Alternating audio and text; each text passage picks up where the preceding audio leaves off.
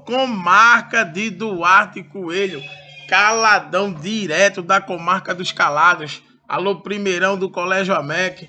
Vamos para mais uma videoaula, dando continuidade à parte de biomas brasileiros, que, olhem, vou deixar aqui registrado, vou deixar claro, senti falta de vocês, como diz Diana, senti falta dos senhores durante o Tira Dúvidas. Então hoje eu vim concluir o assunto e deixar a ficha para exercícios. Portanto, corram direitinho. Aliás, corram lá na sala Google, assista a videoaula, tá bem? Aliás, acho que Caladão tá meio doido, né? Corram lá na sala Google não, porque se vocês estão assistindo o vídeo, é porque vocês já estão na sala Google. Então não precisa correr, é para ficar parado mesmo.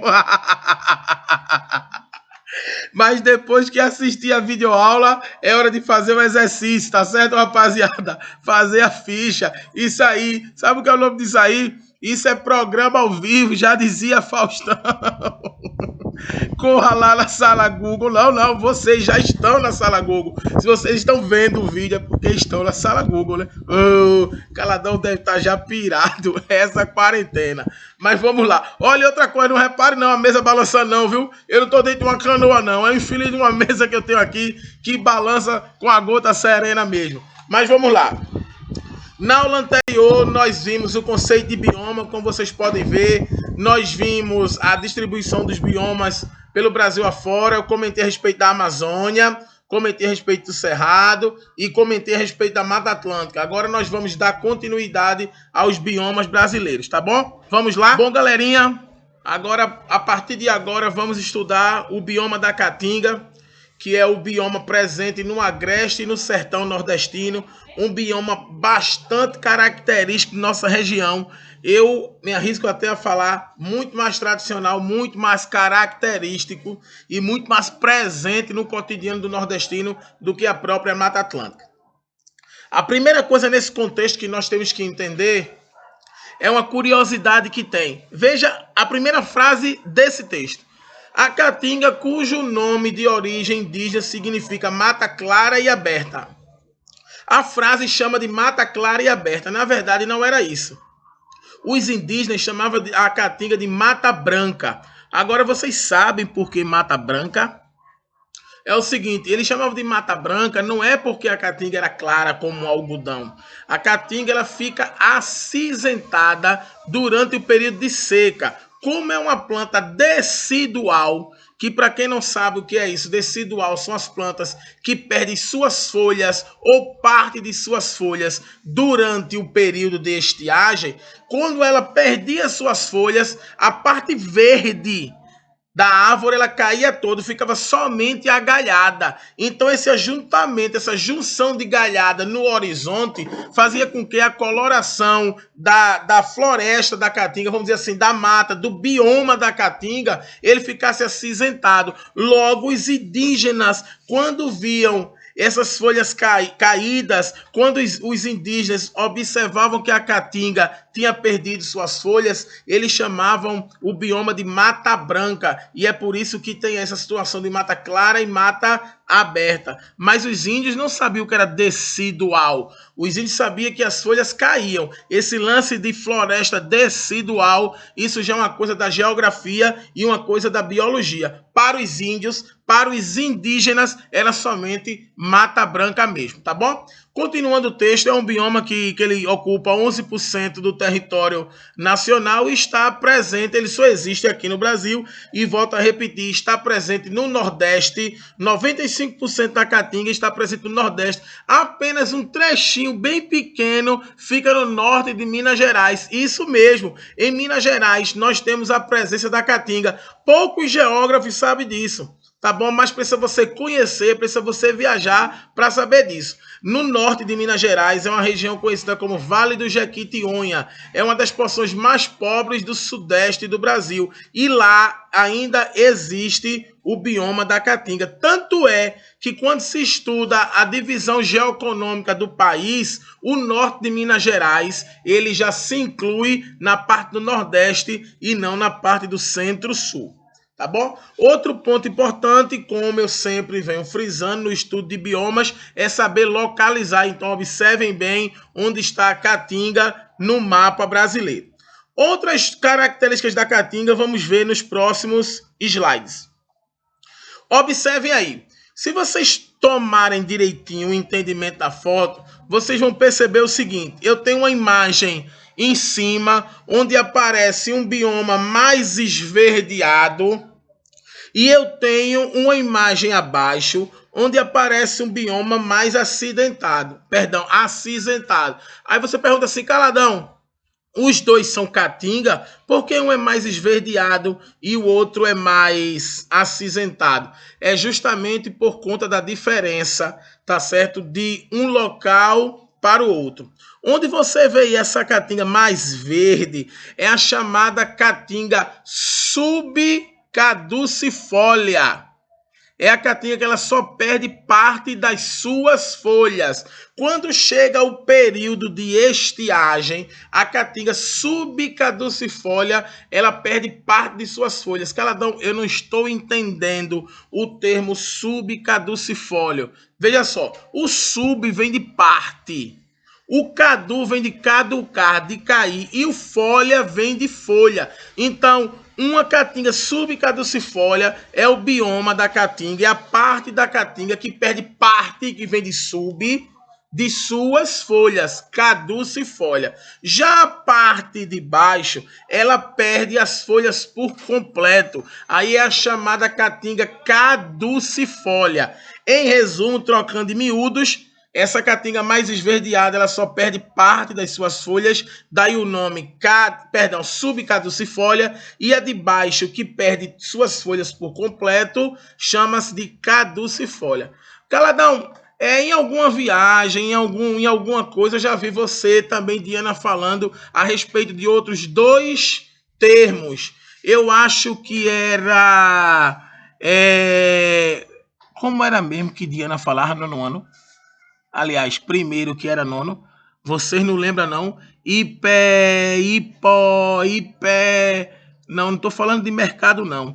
Se vocês que viajaram com a escola algumas vezes para o interior, eu lembro que Diana no ensino fundamental, quando dava aula de geografia para vocês, ela dizia que a caatinga também poderia ser dividida em duas. A chamada hipoxerófila, que é aquela caatinga mais esverdeada, aquela caatinga mais acostumada com o ambiente mais úmido, e a outra seria a caatinga hiperxerófila, que é aquela caatinga totalmente adaptada à secura. Ô Caladão, e a secura é representada por que palavra? Justamente pelo nome xerófila. Xerofilia, para quem não sabe, é um termo que se dá a biomas adaptados a ambientes secos. Logo, essa mais acinzentada, ela é totalmente adaptada. Daí o nome hiperxerófila. Ela aguenta realmente as condições de aridez, as condições de secura com muito vigor. Já de cima, ela não aguenta tanto. Daí o termo é hipoxerófila. Compreendido então a diferença entre uma e outra? Caladão, eu também estou identificando aí nas duas imagens que a caatinga, tanto a de cima, a hipoxerófila, ou também chamada de subcaducifólia, quanto a de baixo, que é a hiperxerófila, chamada de caducifólia, elas têm uma coisa em comum: as folhas pequenas. Justamente, se lá na Mata Atlântica, na videoaula anterior, vocês lembram que eu falei que a Mata Atlântica tinha características de latifolia, ou seja, folhas grandes e largas, a caatinga já é totalmente o contrário. Como a região da caatinga está inserida, chove pouco, logo a caatinga tira pouca água do solo devido às raízes e também deve jogar pouca água na atmosfera, porque se ela jogar toda a água que ela tira, ela não vai sobreviver. E o mecanismo que joga água na atmosfera é justamente as folhas. Se as folhas forem grandes, Muita água vai ser jogada na atmosfera para fazer o processo de evapotranspiração, como vocês vão ver ainda isso em climatologia. Se as folhas for pequenas, que é a chamada microfilia, joga-se pouca água na atmosfera. Então, latifolia joga-se muita água, porque as folhas são grandes e largas, e microfilia joga pouca água, porque as folhas são pequenas. Tranquilo? Então, vamos para o próximo bioma. Eita! Esse daí é o mais simples que tem. Esse aí é o bioma que o geógrafo olha assim. Aí você pergunta, ô Caladão, qual é a principal característica desse bioma aí chamado de pampa? Primeiro de tudo, esse bioma só existe no extremo sul do país. Ou seja, ele só existe no sul do Rio Grande do Sul. Ele é caracterizado justamente por essa vegetação rasteira. E a outra característica desse bioma, bastante presente nele, não é nem um contexto natural, é um contexto social. Toda foto que você vê falando de pampas gaúchos, ou também chamado de campos e pampas gaúchos, vai ter um danado de um cavalo, ou um, ou dois, ou uma manada de cavalo, ou uma cavalhada. Sempre qualquer questão que falar de pampas vai ter um infeliz de um cavalo. Mas sabe por quê, gente?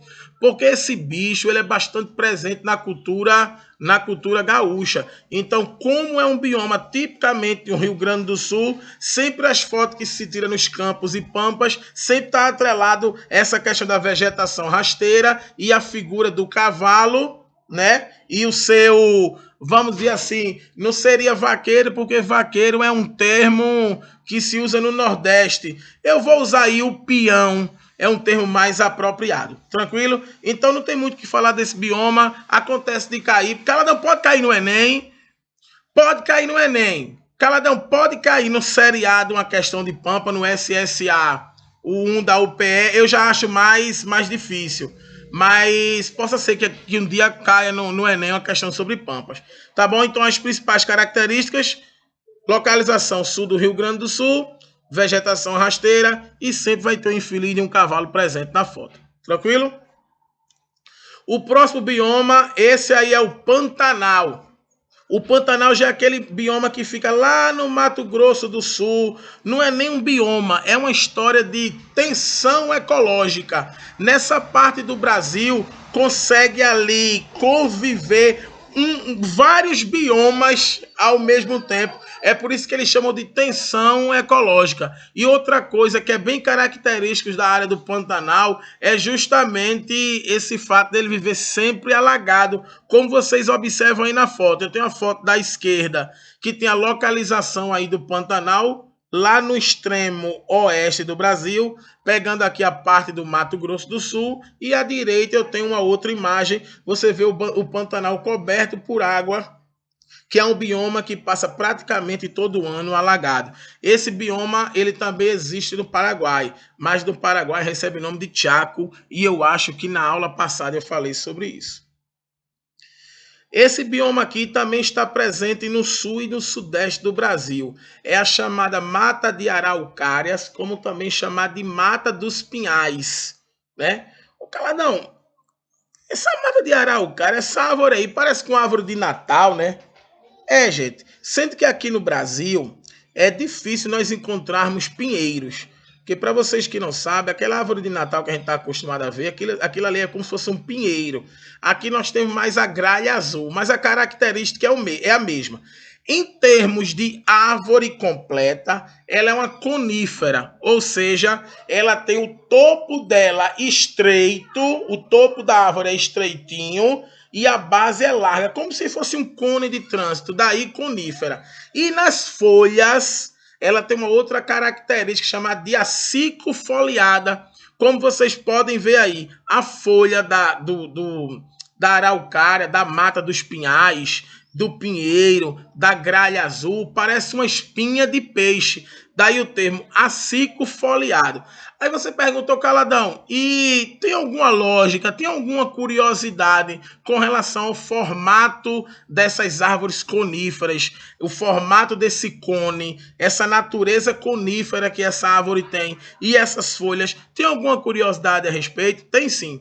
Queridos, A planta, ela tem esse topo estreito e a base larga, isso é uma adaptação natural. Como é um bioma de ambientes frios, geralmente esse bioma ele existe onde tem até o contexto da neve, é o seguinte, quando nós temos a neve, para ela não se acumular na planta, ela já foi adaptada a ser em formato de cone. Ou seja, se neva, a neve cai no topo e devido ao seu formato, ela vai escorrendo de planta abaixo. Outra coisa que possibilita também esse escoamento da água é essa folha em formato de espinha de peixe. Não tem como acumular neve na árvore, então ela não fica pesada e também não vem a cair.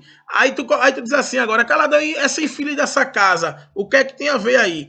As casas lá dos Estados Unidos, da Europa, como a gente vê em filme, ela tem muito essa pegada também conífera do telhado. O telhado das casas dos Estados Unidos, da Europa, das regiões mais frias, do Canadá, vamos dizer assim, ela também tem esse formato de topo estreito e base larga, que é justamente para quando nevar, essa neve escorrer, não fazer peso no telhado e ele não vir a cair.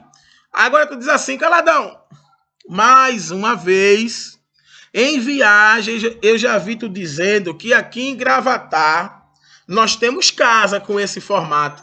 Tu nunca falaste, Caladão, eu nunca ouvi tu falando isso, mas eu já falei. Mas, falando ou não, quem já passou em Gravatá, que foi a Bezerros, foi a Caruaru, foi até o sertão do estado, pode perceber que muitos condomínios à beira da BR-232 têm esse formato, pode não ser construído dessa mesma forma, mas o telhado é o mesmo, ou seja, esse telhado em forma de V ao contrário, esse telhado em formato de cone.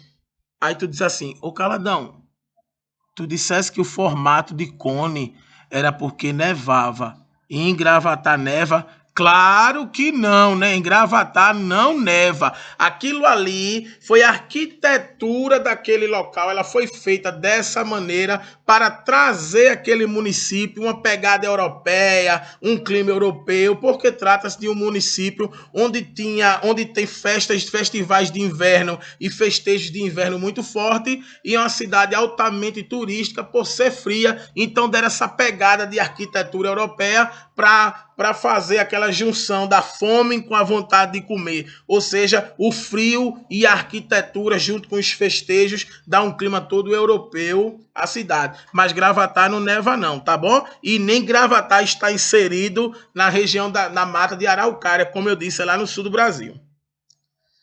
Agora aqui são os biomas litorâneos. Nós vamos ter a restinga e o manguezal. Para ser bem breve com isso aqui, bem tranquilo, a restinga, para quem não sabe, é aquela vegetação mais rasteira, que parece uma grama que fica na areia, cobrindo muitas vezes a areia da praia, como vocês estão vendo aí na imagem. E o manguezal é justamente esse berçário de espécies que nós temos na junção de água doce com água salgada. Isso é bastante presente aqui na nossa região. Quem aqui nunca comeu um caranguejo, por exemplo? O caranguejo, ele é um animal tipicamente retirado do manguezal. E para dar a possibilidade da existência do mangue, é necessário que tenha a junção de água doce com água salgada, tá bom? Outras características mais aprofundadas dos outros biomas, nós vamos trazer na próxima aula, onde eu vou dar um enfoque mais biológico, mais característico e mais preciso a cada bioma, trazendo outros termos técnicos que não cabem à aula de hoje, tá certo? Espero que vocês tenham gostado. Beijo do Caladão, valeu!